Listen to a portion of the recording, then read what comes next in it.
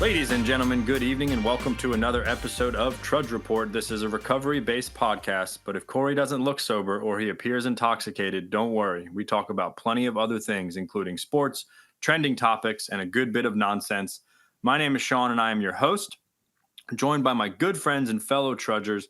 Please remember to listen on Apple, Spotify, or wherever you get your podcasts. Our videos will be posted each week so you can watch episodes on YouTube and Facebook. But as always, please be sure to download on your listening platforms.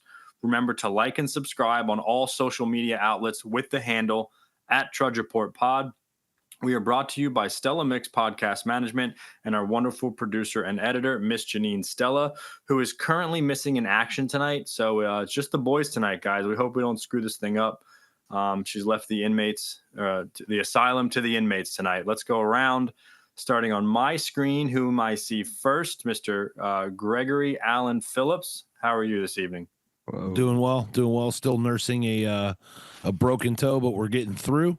Other than that, man, I'm just ready to rock and roll, man. More bricked up than Pablo Escobar's stash house. So let's go, baby. Nice. Somebody recently asked me I think it was Maggie. Somebody asked me what bricked up meant, and I had to explain it to a late middle-aged woman. She thought it was hilarious, by the way. There you go. I'll give you a diagram if you want. A Venn diagram. You leave. That's my number one fan you're talking about, Greg. You leave her the fuck alone. God bless you, Maggie. Corey, you're next. Okay. What am I next for? How are you doing, Corey? Oh, I'm good. Welcome to the show. Thanks for being on our program, Corey. My pleasure. Did some bowling this weekend. I talked a bunch of shit all week that I was going to come out, because I haven't bowled in a year, that I was going to come out and shoot a 200 game first game. I did not. I shot like a 115. But my second game was a 192. So that's nice. Let me ask you a quick question. Did you have like your whole bowling bag set up?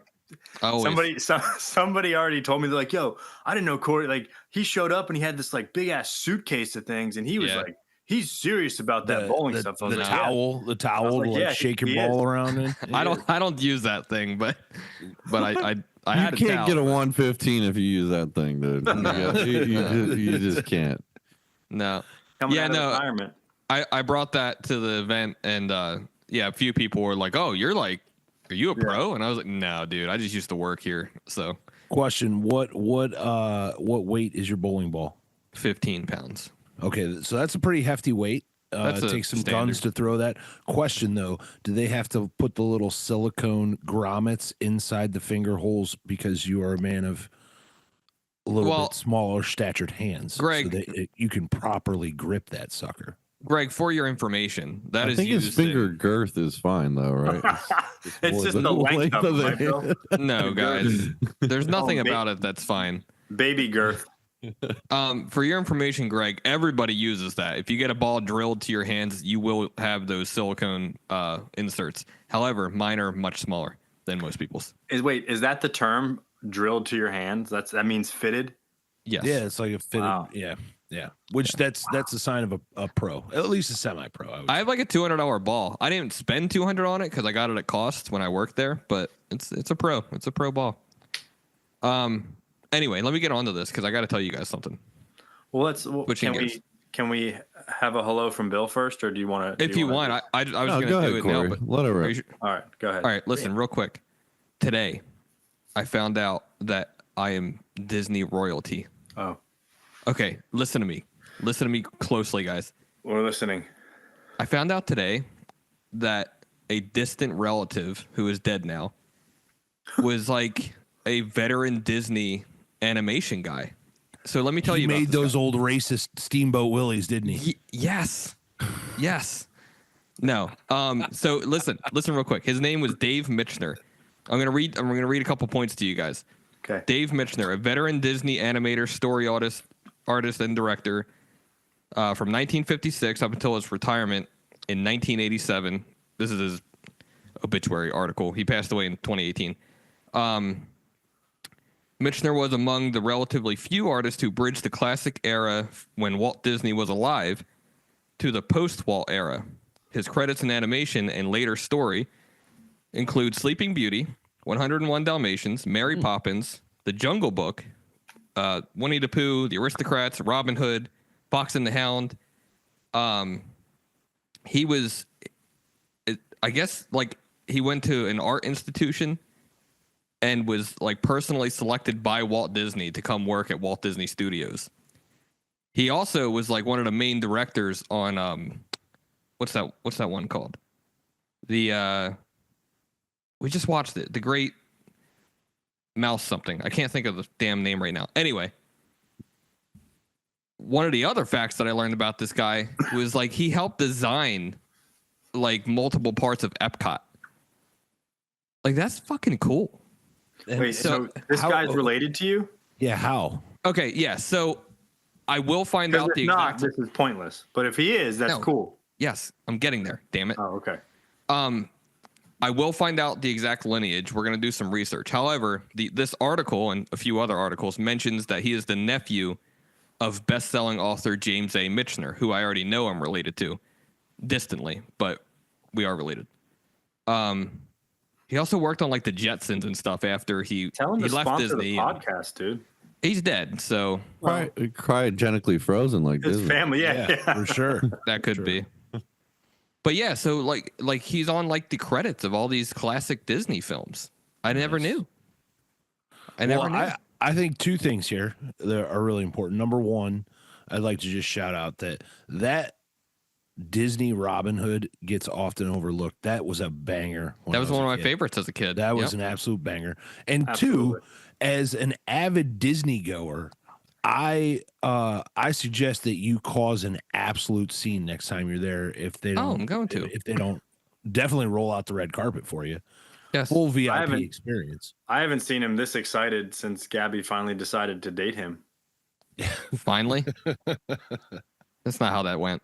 No, but it was The Great Mouse Detective is what I was trying to think of. You guys ever seen that one? Yeah, I remember. He was like one of the main directors on that one. That's crazy. Like that is awesome. And my dad, so I'm telling my dad earlier, and he's like, well, there's like 100 writers in the rooms. Like, there's no telling if he was significant or not. And I sent him a picture of a little animation room with like 7 other guys in it. And it's got the like storyboard and the animation board behind him to that Robin Hood film. And it's just cool as shit. Like, it looks like he was a main guy and main player in a lot of these things from what I'm reading. Cool. Nice. So I'll find out the lineage. But yeah, anyway, I'm trying to get free annual passes now. And we'll see how that goes. It's the least they could do. You know what else I'm trying to figure out? How I have a best-selling author in my family and this guy who's a Disney legend, and I just became a fucking accountant. Unreal, dude. Hey, God has not finished writing your story, Corey. Right. I hope not. Bill, what's up, my friend? Hey, happy belated birthday. Yeah, thank you. Happy birthday, Bill. Yeah. Turned the big 40 this week. Woo! The old 4-0. I'm not related to anyone in Disney, but I am related to Uncle Henry. So we'll take that. He's a legend. And Corey, I'm a fan of the all-time most Super Bowl winning team of all time, the Pittsburgh Steelers. You ever heard of them? I can up you Aren't there. they tied with the Patriots? No, I don't think so. I think Tom Brady might have more. Patriots have 5 and Pittsburgh has 6, right? No, it's 6-6. Wow, dude, this guy didn't even know football. Now he knows those stats. It's 6-6. Are you kidding me, Greg? He's right. I think he's right. I was trying to blow past that, but Tom Brady is 7. Also, big birthday shout out to my dear friend, the podcast dear friend Mark Urick. He had a birthday this week. Shout out to him and his family as well. Absolutely. We send our love. So, yep. And besides that, had my daughter take me out for the old birthday, and that was fun. Made her pay the bill, scrub the dishes. And that's all a man can ask for. Yeah, that's all. Take it out of that. All a man can ask for. Yep. Cool. Very good. Well, guys, we're gonna we'll get into some recovery stuff, but I got a couple things queued up. This is experimentation night for Sean. I got some pictures lined up. I got a video lined up. I want to start, if you'll allow me. Did you guys hear about this this kid that played college football that fell over the railing at the Pittsburgh game? I'm sure you heard about it. Yeah. Right. Apparently he's awake now, which is really good. Does anybody have any more information? This is like going to be a joke about this guy, Sean. No, I think you should skip it. It's not really a joke. Although I have the video now. let's joke about it.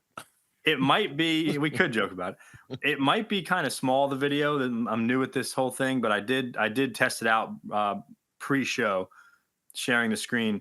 It looks like he freaking jumps over the railing though. He's so drunk. They said he drank 12 beers that he gets so excited about a hit. He like jumped up. He jumped and like literally like flung himself forward over the railing.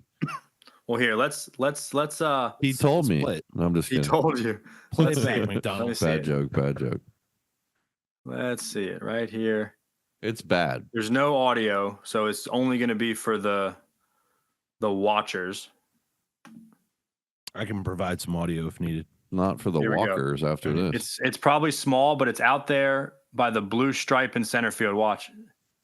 Yeah, it's pretty obvious where that one was. Play it back. Watch him. It just goes back on its own. My God, don't do it. Yeah, that's just, oh my God, it looks like a crash test dummy, like flying out of a pretty sure. He looks like he puts 2 hands on it and just jumps. That's Jeff Hardy. He's doing a swanton bomb. Don't do it, Jeff. What's that? What's it called? A moonsault? Yeah. Swanton. A flying moonsault.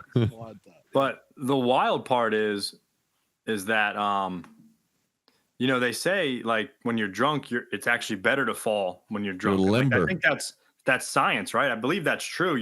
Your body is more limber or something. So maybe that's actually saved his life. The fact that he was drunk. So we're at risk being sober, actually. I mean, I'm not being funny here, but like this guy, I don't know if he's like, he's going to be a vegetable. I like from what I've heard, he's not walking or anything. Yeah, so. I don't know. I don't know much about it. I just know that he woke up. That's all. That's the last I heard. As a resident, or as a former resident, lifelong Pittsburghian, such as yourself, I'd like to know what the obsession is with you guys jumping off of tall structures, especially when intoxicated. You may have some personal experience with that. So. Yeah, it's kind of a rite of passage. Oh yeah, that's right, Bill. You do. You jumped off a perfectly good bridge. You and Chuck Peters. Shout out to Chuck Peters. Thought he could fly. I think he thought he wouldn't want to live. Maybe I don't know, but but he was a college football player, right? I could advise all not to do that. So yeah, indeed, he's got the back surgery to prove it too. Yeah. So this guy, did you see his friend though? Like ran out on the field afterwards. Oh okay. No, his friend. Oh, that was his friend. Yeah, the guy freaking out on the field. Yeah. You saw it, right, Greg? Yeah. So his friend, I guess his friend got down there so quick that they thought like 2 people had jumped on, but he had ran all the way down 3 flights of at that stadium. That's like the zigzag, ramps. Yeah. And it was he was down there in like 10 seconds. So they were on that crunk juice. They were on that get lifted. There were a lot of energy in whatever they were. Maybe we were doing the Jaeger bombs or something. I've been to many sporting events intoxicated and certainly now sober, and I can definitely say like whatever you think might be a good idea in the moment is usually not, man. And 9 times out of 10 it seems like a good time to tell this story. Actually, this one time in Pittsburgh, like a good idea at the time. Previous to the night before a Steeler game, there was this girl, and I had obviously messed it up because that's what I did. And I was like, you know what? I got an extra Steeler ticket. I'll invite her to the game. I'll make everything up to her. We'll get married, all that stuff, So I invite her to the game. She's super excited. Well, I stayed up all night doing certain activities, and then at like 6:30 or 7 in the morning, the activities ran short, and all I had left was a bottle of tequila. So, nevertheless, I made my way down to the stadium. It was snowing so bad. This is actually the Bears versus the Steelers game. This game is actually documented. If you ever see, there's like old clips of this game, and there's so much snow, like 12 inches of snow that day. So all I remember is getting there, meeting her, and then waking up the next day in the hotel next to the stadium. So then my friend said, I go, what happened? He goes, dude, you were so drunk in your seat. There was like 6 inches of snow piled up on top of you. And the girl obviously left like in the first quarter.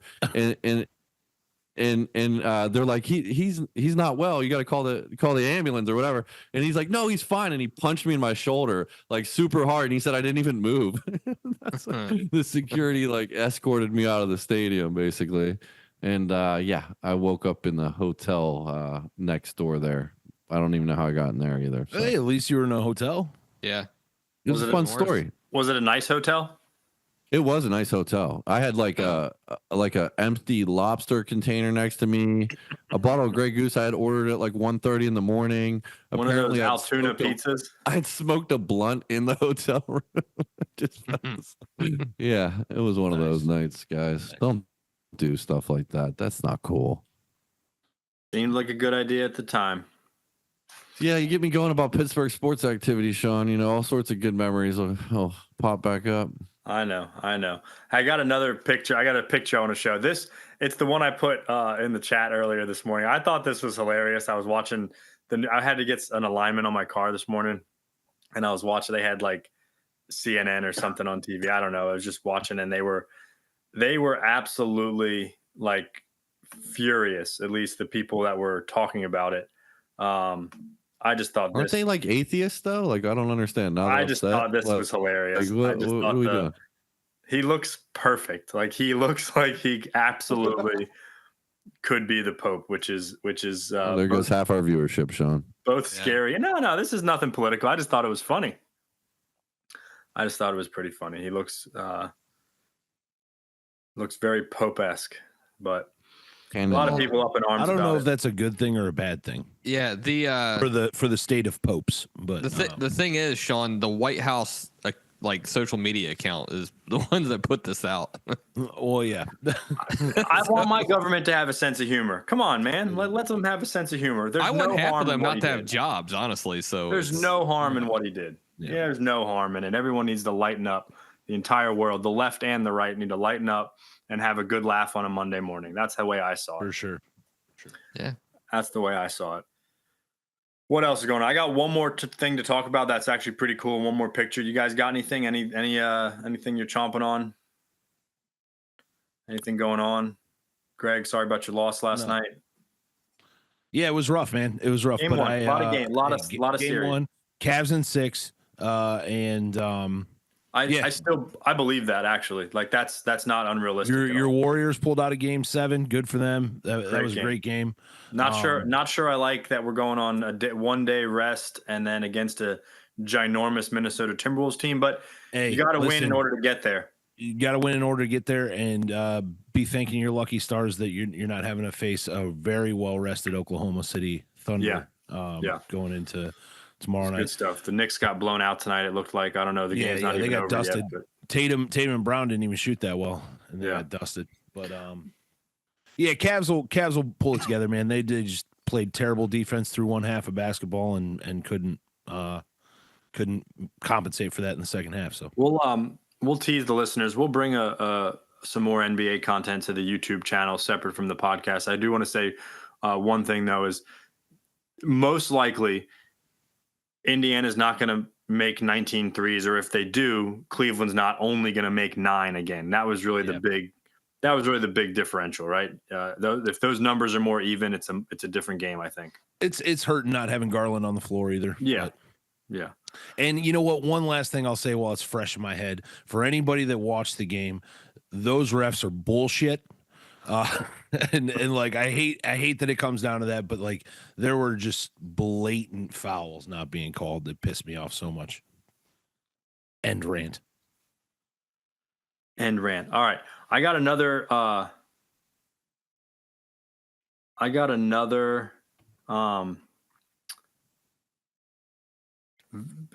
picture to show. I got it queued up. This is really cool.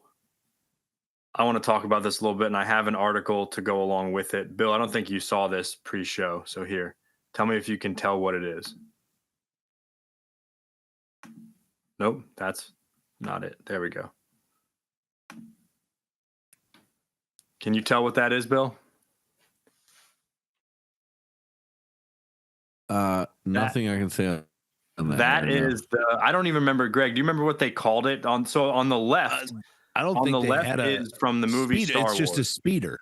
Yeah, it looks like Star Wars. Yeah, Someone the left is LARPing the movie on Star the Wars. right. On the LARPing. right is an actual invention that this Polish inventor just came out with. This is a real thing, guys. He's created it. It flies. It's like it can handle up to like 200 pounds, and it can go up to like 200 kilometers an hour. Oh, the age of self aviation is upon us. I saw a video of the Navy SEALs. I'm not joking. They jumped off a boat, like a small boat, jetpacked across, like I'm talking maybe 300-400 yards up to a boat going faster than that boat, and literally like went right over the rail and perfectly landed on the deck of that boat. Yeah, I'm telling you, it's wild. So this was a Polish inventor named Tomasz Patan. He's calling it the Volonaut air bike, which is a terrible name. We might have to. If you guys had a Volonaut air bike, would you ever have hit rock bottom in your addiction?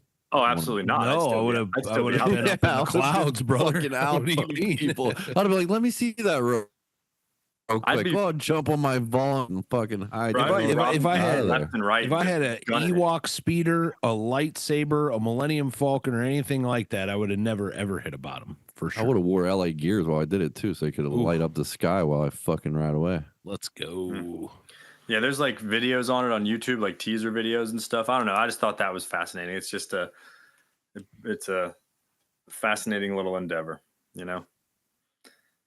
Corey, what do you think of the Volonaut air bike? If I had the Force, I would choke each and every one of you out right now. If you had the what? The Force? Yeah, I'd be choking you guys. I'd be Sith choking the shit out of you. These are not the droids you are looking for. Corey, I find your lack of faith disturbing. What's the best Star Wars movie, guys? Empire Strikes Back. Yeah, probably. Return of the Jedi. See, Return of the Jedi was my favorite. Wars. That checks out. That checks out. I've never watched Star Wars. They're so good. Return of the Jedi, when in the beginning, when he's in all black, Luke Skywalker, and he's at Jabba's like he's just a. Well, you just like to look at Carrie Fisher and the lingerie she was wearing. The Return of the Jedi was my favorite as a kid, but like the more and more, the Empire is flawless. Empire Strikes Back is a flawless film. I will say Empire has the most like drama because like that's when you find out. Yeah. By the way, Bill, no, spoiler alert, but Darth Vader is his father. So.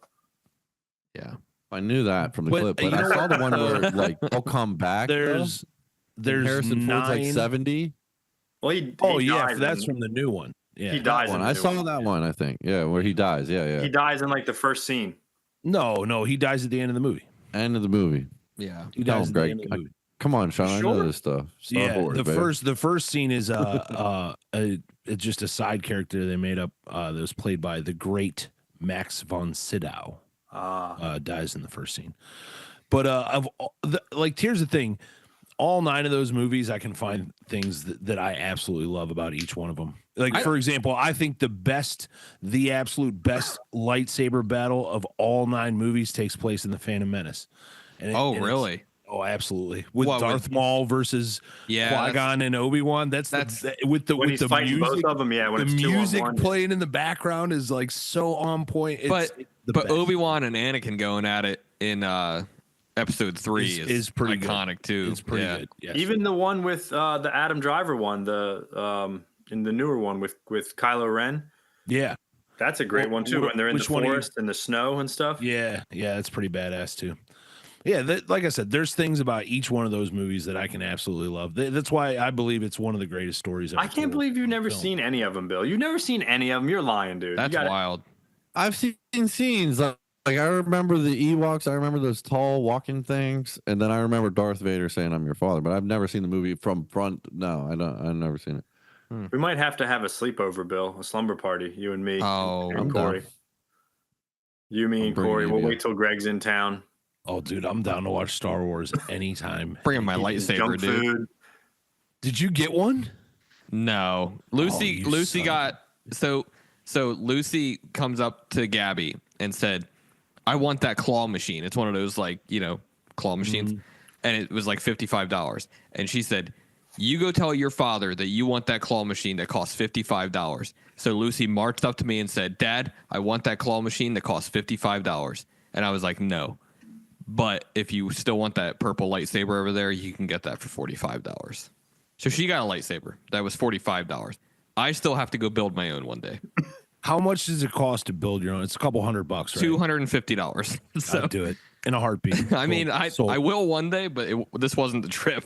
It's like a Build-A-Bear workshop, but for lightsabers. Dude, it looks like the coolest thing.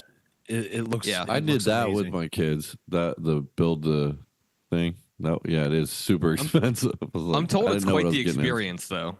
That's cool. Yeah. Well, the thing about the Disney is really cool is each one of those actors that I've seen, anyways. Like they take their parts pretty seriously. Oh yeah, absolutely. They fully commit to whatever role they're doing. I'm fairly certain there's a sniper on each one at all times. So if they break character, they just get shot. They just put them down. Lead them up. Yeah. Drag them to their drag them to their underground pedo cavern they got under there. Oh my God. They do have tunnels down there, so yeah, I'm aware. We got to get you. We might have to get you hooked up with that. They're life-changing, Bill. Like they really are. It helped mold my humanity. It really did. I mean, yeah. It's like I'm not being facetious either. I mean, I'm being a little sarcastic, a little dramatic, but I'm really not. Like they are integral parts of my childhood and my young adulthood. Well, also like so formative to like what do you call it? Like what is that called? Computer generated. You know, the special effects and stuff. It's very like It's like I know you guys hate the Beatles, but like without the Beatles, you don't have a lot of rock bands. Without Star Wars, you don't have a lot of movies you have today. That is true. You know, that is true. So. Definitely don't have Indiana Jones. True that. Yep. Another excellent trilogy. I'll give it a shot. All right. Yeah, we're gonna have all right, guys. Night. Well, let's move on here. We are a recovery-based podcast after all, even though Corey just picked up a white chip, I think. I don't know where I would have done that, so. All right, so I want to talk tonight a little bit. I want to read something, but then we want to talk about kind of problems that could besiege the group, right? Problems that could come across the recovery group, from compulsive talkers to power trippers and people trying to hog the service work, or just trying to be difficult for the sake of being difficult, and kind of how individual group members should deal with those people or those situations, but also how the group as a whole should deal with those. So, and this kind of rotates into, or this kind of ciphers into like rotating leadership and committees and different, officer positions and stuff like that. So I want to read something real quick. I got some questions I can ask to spark the conversation if we need, but I don't think we'll be short on words. So each recovery group needs the least possible organization. Rotating leadership is best. The small group may elect its secretary. The large group is rotating committees, and groups of a large metropolitan area, their central office committee, which can sometimes employ a secretary or an office manager. All such representatives should be guided in the spirit of service. For true leaders in the recovery groups are but trusted and experienced servants of the whole. They derive no real authority from their titles. They do not govern. Universal respect is the key to their usefulness. So the main point of that is that whole kind of, they are trusted and experienced servants of the whole. They don't have any real authority from their titles or even from their experience. They don't govern, and universal respect is the key to their usefulness. So let's start. Bill, I want to start with you. Give me like the guy or girl in the recovery group. I know we've all seen it. We might have even all been some of these ourselves. I know I've made some of these mistakes over the years, but how would you handle, or how would you think a group should handle someone who thinks they know best, right? The bleeding deacon as opposed to the elder statesman. They think they know best. There's no other way but their way. If you do it a different way, you're wrong. I'm going to do all these different positions, and don't tell me otherwise that I can't. What do you, I know we talk about that a little bit if you can. Well, servant of the whole, I've been in this situation many times, and I think that you just have to let the group conscience prevail. I mean, you have to, I remember distinctly at some point in my sobriety that this guy continually wanted to have a raffle, like at the beginning, in the middle of the meeting, and like it was brought up over and over again, and not only is it sort of like gambling in a way, like kind of like handing out these tickets and things like that, which kind of I don't really agree with that on a basis of like if you want a book, like be here for a book. We're not like, don't like win one through a method of essentially gambling, is how I look at it. And then the fact that people in recovery trying to hand out anywhere from 30 to 100 tickets and collect them and all this, and the amount of time that would take, a well-ran group in what's a business meeting would allow that gentleman to propose his idea, and the best thing you can do is to politely rebut that idea with the best points that you can make. First point being for that guy was you didn't write the motion down, so try to disqualify him. Second was the points I just made, right? So it's, but to do that also is an art, because I think specifically in this example that this guy, it's not like he's new. It's like just who he is, and I think it would be more important for me to not offend him if possible. I know you can't always like get around that with people, but I genuinely like tried to not offend him with what I was saying. Was he offended after? Of course, every single time. However, he retorted that we allowed people to vote that were not there for more than 3 months, which is not a rule anywhere. And I rebutted to him that he had quit our group and rejoined twice in the last 6 months. And also, if we took the new people votes out, you still lost 6-0. So, so sayonara. And over time, I would say he's still pissed off, and it doesn't matter. I did everything I could to make it better, and it's always good to have like rivals in recovery. No, I'm just kidding. It's just like one of those things, man. Lead by example. Lead for the newest person there that needs the example. Lead for the guy you're trying to mentor, or the girl you're trying to mentor, or whatever the situation. The girls with the girls, obviously. I didn't mean it that way, Corey. And then be the version that you want to be, but also treat this guy like how you would have wanted to be treated the day you got there too. Not that he had just got there, but still treat him that way. Some are sicker than others. And then Absolutely. The last fallback is the sick man prayer, which Sean's reading on his phone right now. No. Yeah. Corey, how do you deal with difficult people in the recovery groups? You leave the group and you never go back, Sean. There it is. Start a road group. Yeah, you just go start your own damn group out of resentment. That's it. No, I'm just kidding. I'm thinking when you said that, and when Bill was talking, like, I don't know if I've been the shining example of this, but like, be the opposite of that guy. You know what I mean? Be the elder statesman, I guess, that, pipe in when you need to type deal. But like, the truth is, I think the group gets sick of people like the bleeding deacon that knows everything and is aggressive about their opinions and stuff like that. And yeah, I think the group, like, I think nature takes its course, and I think the group will get sick of that kind of stuff, probably vote the other way on topics that that certain individual brings up. And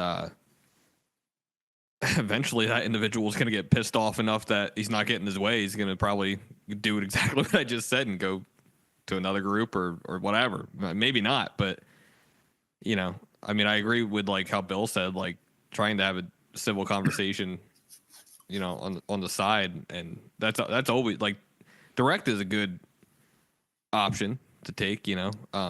But when that doesn't work, I think it's going to work itself out. And I think the group will just do it. I think nature will take its course. So, yeah. Greg, what about you? Well, I think a mix of the two. And the one thing I was going to say is you just always have to be aware and cognizant of perception, right? Because if you ask me, 9 times out of 10, right, my perception of things is this way, and I think that I'm right. So and I think that, we've talked about it before, how sometimes that I might be doing something from the true goodness of my heart, or bring something to the table, and have all the best intentions behind it, and it's just wrong. But in my perception, the way that I'm seeing it in that moment, I'm totally right, which is why I like to surround myself with people that will pull me aside and tell me when I'm wrong, right? Because none of us are above that at times. Yeah. But yeah, I do believe in taking a more direct route with them, and not to be standoffish or to start anything, but like Bill was saying, like maybe taking them aside after the meeting, and just explaining, like, hey, like, I really like what you said, or where you were going, or I didn't really like what you said, and here's why, but I'm willing to have a civil conversation about it and discuss it, and not sit here and beat you up and tell you you're wrong over and over and over again. But I'm certainly willing to listen. Why do you feel that way? Right. About whatever issue it is, and here is the reasons why some of that kind of stuff might not fly in this group. But right. We're willing. Again, the main tenet of all this is that the group conscience is what leads and runs the groups and decides these things, right? So at the end of the day, I have to be wary of myself in that situation too, because I shouldn't necessarily always be speaking for the group either, right? The group conscience should speak for the group. So yeah. Well, that's a really good point, and Bill brought it up first too. And again, this is not standard for all recovery groups. Each recovery group can kind of do what they want when it comes to their business meetings and their practices and their customs and traditions and all that stuff. But I think two things. I think if I step back, there's always a way out. And what I mean by that is, with the group conscious. So I'll backtrack a second. A lot of groups have bylaws, right? Or current practices, or stuff that they do that's written down in their secretary book or whatever it is. This is how we would handle this situation. I think, Bill, you brought up the whole, if you're not there for 3 months, you don't get a vote, and how your group hasn't adopted that. Some groups do. I've heard some groups in some places that, hey, if you have more than 2 or 3 unexcused absences from a business meeting, and unexcused meaning just let somebody know. Just let one of the group members know, hey, I'm out of town this month. I won't be there, or whatever the case may be. Then you get called, or you like, hey, do you still want to serve? Are you still a member of the group? Whatever the case may be. So if the group wants to have certain customs and bylaws, then you can kind of just go right there and safeguard that stuff in that way, right? And that will protect you a lot of times from the power driver and the bleeding deacon and stuff like that, because you can just simply say, hey, it's written down here. These are our current practices. We don't operate that way. And then if that doesn't work, or it's not written, Bill and Greg, you both touched on it, the group conscience. You can say, hey, let's leave this up to a vote. It's not up to me, right? Bill, you had texted me a while back about that member of your group and the issues there, and just simply just say, hey, I'm open to this conversation. Let's discuss it with the group. Let's have a vote on it. Let's, whatever the case may be. And I think that will quell a lot of things. The truth is, there's always going to be those power drivers in almost any aspect of the recovery group, and pretty much almost anywhere in life. So I think there's a fine line between patience, love, and tolerance with someone like that, and also, like, no, this is not the way we do things. It has to be a group conscience. If there's any 1 or 2 people making decisions for the group without consulting the rest, like that's obviously a problem. You know what I mean? What you're really saying is, to circle back to our previous point, is to be a Jedi as best you can. Yeah, at all times. That way you can just kind of go like this and use the force with them. These are not the promises you're looking for. Yeah. But yeah, no, if you think about it, man, Jedi don't go running looking for a fight. They defend. They decide things on a Jedi council. There you go, dude. Yeah. So there's something to that. Absolutely. Dude, looks like we lost Bill. He just texted that his power just went out. So Well, that's either tough luck on his end or he just doesn't like us anymore and didn't want to be here for the rest of the podcast. I thought he was dead on the screen there for a second, just like wide-eyed, like frozen. But so my next question: compulsive talkers. Corey, never how do we come deal across with them. Huh? Never come across any. Corey, how do we deal with compulsive talkers? And what I mean by that is the person or persons, man or woman, sober or not sober, a lot of years, just a few days, that just talk and talk and talk, and they have those 10-minute shares. What do we do about those guys, Corey? We take them out back and put them Beat down. 'em. Yep. We just had this topic brought up, I think, possibly 2 consecutive months in our group, Sean, I think, if I remember correctly. And our format already has a parameter for limiting shares to 3 to 5 minutes, and I get it because I think sometimes I get a little lost in what I'm saying. And for the record, we all do at times. I agree. Yeah, absolutely. We all do. And I'm always, I can't say always, but like these days, I think most of the time I'm going to be on the end of 5 minutes. I try to be pretty conscious about not going much more than that. But in any event, a lot of people, they'll get lost in what they're saying and stuff, and it'll end up being the 8 to 10 minute share. And here's the deal. And I'm bitching a little bit because it got brought up in our business meeting on how to correct it when there's really no need for our particular group to do any further correcting in the format of our meeting, because we already say it. We already say 3 to 5 minutes. Please limit your shares 3 to 5 minutes. The chairperson, the person chairing the actual group that is facilitating everybody going around and sharing on whatever the topic is, the chairperson, it's been taught to me at least, is the one responsible for dictating the length of those shares. Like if it starts going a little long, there's a polite way to kind of tell the person to wrap it up. And it's uncomfortable as hell. It is. I've had to do it but I agree. in the past. It's one of the reasons why I don't like chairing is because I don't want to be the guy that has to do that, because it's very uncomfortable. But there's a way to, especially if you know the person, you can kind of start giving them the and the hey, and if they're not getting the picture, then you just got to be like, hey, let's wrap up and pass it along, and if the person is in some sort of fit spiritual condition, they should shut the hell up and not get upset about it. And if they're not in fit spiritual condition, then you might have a conversation after the meeting. So welcome back, Bill. I thought the Undertaker was just showing up at my house, dude. All the fucking lights went out. I was shook. we thought you were dead. I was ready for the dong. You were frozen on the screen, and your eyes were like just wide and just. Yeah, you were like this. Yeah, dude. It was like fucking power surge or something. Holy shit. But, yeah, I mean that's pretty much it. That's all you can do, really. I mean, we already have it in the format, like pertaining to our group. We already have it in the format. All you can do is try to enforce that. And again, you can have those conversations with the person if it's a persistent problem. But, if they're going like 6 minutes, like who cares? If they're doing 10 every time they come to the group, like, all right, that's ridiculous. What, sharing? We're talking about oversharing and compulsive talkers, Bill. The guy or girl who shares like 10 plus minutes every time and all that. Yeah. Well, that's why I'm a fan of. You got to have somebody up at the chair that knows what they're doing, and but you can't always do that because it's supply and demand, really. That's what Corey was saying. Some of our point, when we first started this Wednesday group up, like we were just anybody, please, if you can fog a mirror, like. Say something, please. And so I get that. I've seen both sides of the coin.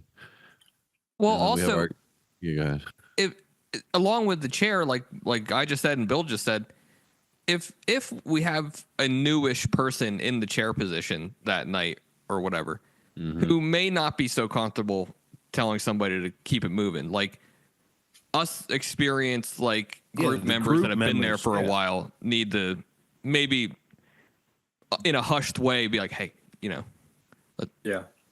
wrap it up. And two things about this too is or that are a little off topic, but I remember Sean telling me, like, if a group can't take off on its own and like fill those positions and do that effectively, probably doesn't need to be a group then, right? And after a certain course of time. Also, like, I've recently learned the power of of this spirit of rotation. Yeah. It's easy for us to go like let this guy be the treasurer for 5 years or whatever. Or coffee, like we had that problem in our group for somebody who was doing coffee for a long time. God bless him, he did a great job. But you're robbing somebody else of the experience. Is very true. I mean, and your group is holding itself back in that scenario too, I think, because we've been able to like allow other people to be jazzed about coming to the group, about coming and doing something. So yep. Greg, what about you? Compulsive talkers or touching on, I have some stuff to go off of what Bill said too, but what about you? For sure.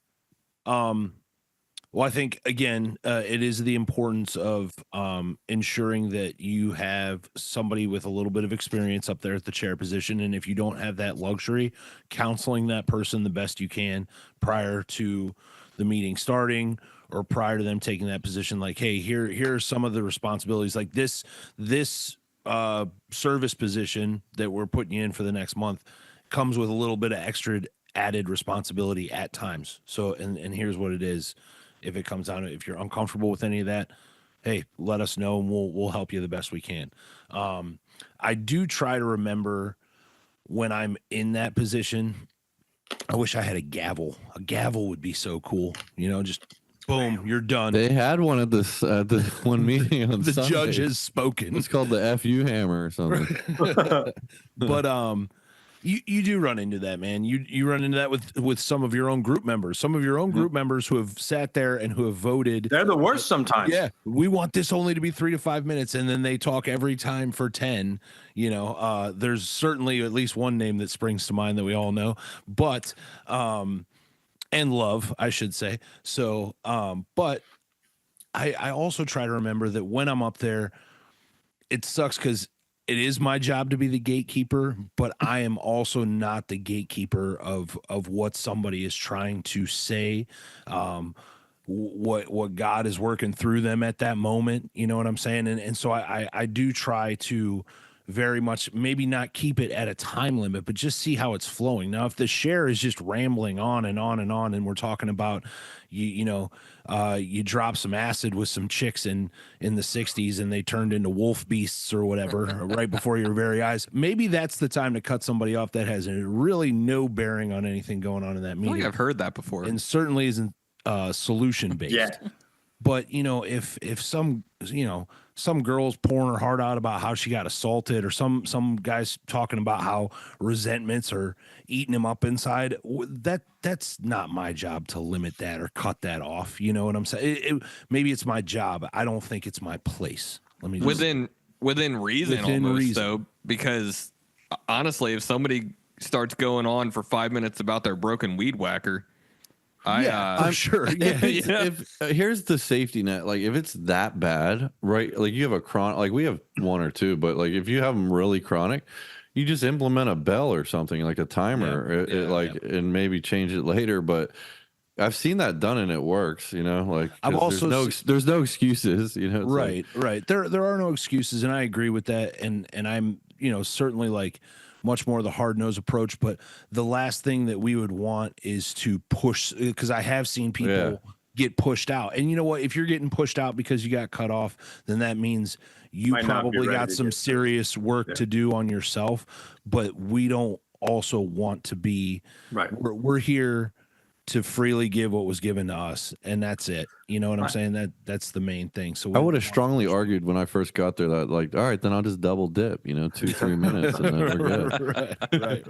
Right. Well, that's a whole. We could talk about those people too. those are the worst. Yeah. I think good points overall. I think sometimes we, as a recovery community, not necessarily us, but in general, we do have a double standard, because when it is someone whether they do it frequently or infrequently, but when it is someone and it is a good share and it is Right. of substance and it is powerful and it is engaging.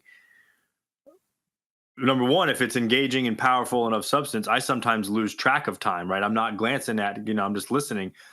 But a lot of times it's not. It's someone who we might love, but we don't always like. It's usually someone that we know. It's I find more often than not, it's someone who has some time under their belt and thinks they know a lot, or is so wrapped up in self. Not so much anymore these days do I find it like the brand newcomer. They're usually scared, shitless. Although that you can get the wackadoo that's like half sober and comes in, but it depends on the content of being shared, and it technically shouldn't, right? If 3 to 5 minutes should be for everyone. If you can't make your point in 3 to 5 minutes, right, you got to figure something out. But I do notice that with myself, and Corey, I know, we're probably thinking of, some people in our group and stuff. It's, does that person in generally annoy me, or, stuff like that. So Did you say you're thinking of him? Yeah. Just kidding. Just kidding, Sean. You're good. But listen, like Lyle was that way. You guys remember Lyle? Yeah. Lyle shared all the effing time, and sometimes you're right. would go on. You're right, and that's why I said the timer. And what I meant by what I said, Greg, was that like time and a timer, they're just not.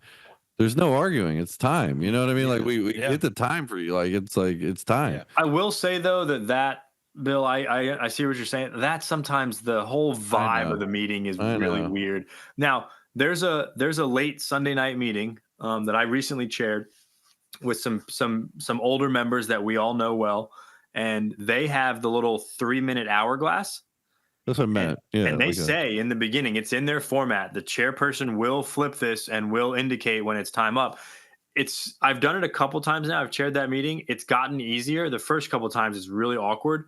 For the most part, I would say the people that attend that meeting regularly, especially when you announce it ahead of time, they're pretty good. They might go a little over, but plus if you're chairing, you can allow like the sequence of thought to end. Right. Like it's not like a hard timer. Like you're like, okay, let him finish his thought and then stop. But I had a rare triple dipper. Oh no! Last week, and they were directly turning and talking right to me. Oh they were answering all my questions in life. It was great. The Chili's triple dipper, dude. And you know what? At the third share, I did say something, but as a group member, it is our responsibility, because when someone new there sees that go on and they allow it to go on, well, then the next meeting, there's 2 or 3 people who think this is that's the real dangerous hour part. A day. You don't want to set a precedent. Yeah. Yep. You know what also, else? PSA real quick. If I can regurgitate your share after being in a meeting with you over the course of several different months and know exactly what you're going to say before you say it, maybe that's a way of the good Lord telling you ought to be silent for that meeting and just listen. Because if you get some about blood plasma, Greg, if it's about blood plasma, I'll listen. Well, that's to that different all day. That's different. I'll listen to that. Monday, that man Tuesday, is a saint. Wednesday, Thursday, Friday. You know what else? Every day that ends in Y. Love that guy, man. You know what else goes along with this though is like extreme use of profanity. I mean, you guys with me on that? Like, and I cuss. Like, I try not to cuss on here, and I dropped a few already. But like, barnyard guys, not in a group. Not in a meeting. Language down in the barn. And if you're cussing like that, I actually, again in the beginning, like first meeting I chaired, not the very first, but like the first month I had to chair a meeting. Somebody sat next to me that had been around a little longer than I had, and somebody else was going off, dropping the F-bomb every 2 seconds. And finally, that person sitting next to me leaned over to me and said, when she stops, just say we've reached our F-bomb limit or something like that. That's good. I don't even think I interrupted her, but I was like, okay. And then it ended, and I was like, all right, we're done saying the F-bomb tonight. And nobody did. Nobody did after that. Do you guys remember a certain someone that literally threatened to kill me because he was doing that, dropping a lot of F-bombs? Now I'm trying to think. I know. Oh God, I wonder if any of you were actually technically sober. It was at the I old hall. Who it was. You know who it was? Threatened to Okay, kill so you. we had issues with this.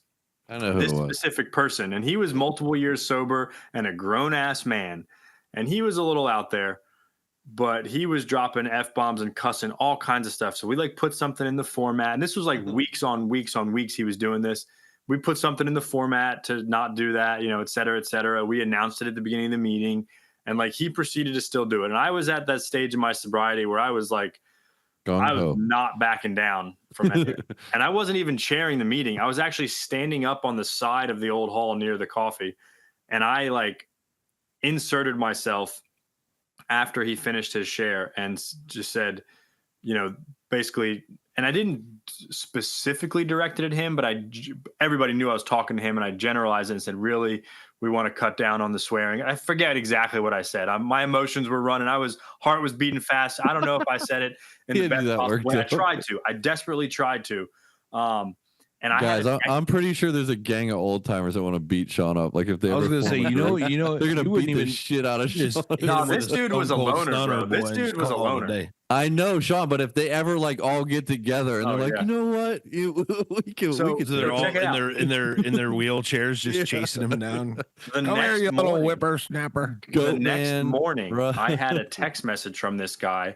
He literally said he would blow my fucking head off in the text message if I ever called him out like that again. And he went on that whole thing, that whole tired rant of like, we're all drug addicts and alcoholics, and we've been through so much crap, and a little swearing can't hurt anybody. That whole kind of line, that whole thing. Yeah, but we're supposed to grow, man. We're supposed to grow, sure, and that'd be like you showing up to church and the pastor grabbing the mic, like, you motherfuckers ready to get down with the Lord? Okay, but hold on. Do you guys agree with the well-placed cuss word? Because absolutely, I'm all for it. I'm all for it. We know somebody who did. It's got to be well placed, you know. And you can't judge that either as the person saying it. I do it at my group all the time. So here's to finish that story off. So I get that text message the next morning. I don't respond. I don't say a word. I was in the middle of like just discovering the real power of Emmet Fox and that whole mind stuff. And I didn't tell Catherine. I didn't tell anybody. I prayed for this individual the entire day, constantly. Every time I thought about him, I prayed good things to come his way. And I'm not kidding you guys. I'm not kidding you. The very next morning, I got another text message from him completely apologizing, completely like I was out of line. I talked with my sponsor. I'm so ashamed. I'm so sorry. Please forgive me. And like, it was one of the most amazing things in the world. It really was. But well, Sean, I think he was trying to loosen you up to get you back in front of him again, though. Yeah, maybe. True. That's very. I've seen him since. I've seen him. Well, I've seen him many times, but he moved away years ago, and I spoke at a young people's thing last December up in Inverness, Florida, center part of the state, and he was there, and I had a wonderful little reunion with him. Now I know. You know, but that's sometimes what it like, because I've been in that position before where you get hyped up, the testosterone's flowing, you know, you're feeling, you know, like you're blow your fucking head off. I couldn't believe when the testosterone was flowing. I couldn't believe it. You wake up, I'm gonna text him a death threat. That motherfucker. I wish Sean would have reciprocated though and been like, "How about I blow your fucking head?" I actually had this shotgun sitting here in the halfway house waiting for you, buddy. That's crazy. Sorry, Greg. What were you saying? No, yeah, but yeah, you do that stuff and then you take a step back and you realize and you maybe discuss it with somebody else and you're like, wow, I got real crazy real quick. Yeah. And the truth is, I could have spoken to that guy after the meeting. Part of me feels like I think that's why I was so upset, because I think I had already mentioned something to him one-on-one, but I might be misremembering that. I could have done that. You know, it's all a learning experience. I just remember that was an interesting. That's why it's so uncomfortable, because you might be threatened, or you might be threatened after the meeting, like bodily harm. So. Yeah. Oh, very good, guys. Good conversation. Anybody got anything else before we wrap up? Any closing thoughts? I think in closing with all this is every group is always going to run into certain problems like this through the years, through the times. They're never going to fully go away. Sean, what if you get your sponsee brother kicked out of the same house you're moving into? Is that like in the same cut here or no? I don't know. Okay. I don't think so. Okay, just wondering. All right. Anyways, I lost my train of thought. Thank you, Bill. you were landing the plane. I messed it up. Okay. We just crashed. We crashed landing. Yeah, I crashed it. It was good stuff, guys. Always a pleasure. Good to have all four of us back. Guys, we'll have some extra NBA content coming up, possibly some MLB content coming up on the YouTube channel. Maybe even Corey wants to get on there and talk some hockey. We'll see. We got a lot of stuff going on right now. Some really good hockey games on lately. We are going to have another deep dive episode later this month, and we are efforting another guest at some point later this month as well. Please stay tuned. Shout out to our listeners. Please like, follow, and share on all socials at Trudge Report Pod. Email us, trudgereportpod@yahoo.com. Send in mailbag requests for topics, questions, and comments to any of these handles. Remember, we are all here if anyone wants to talk about recovery and our experience, or if you're struggling with some form of addiction. Thank you again to Janine and Stella Mix Podcast Management. Good night, God bless, and may you trudge the road of happy destiny. We will see you next week.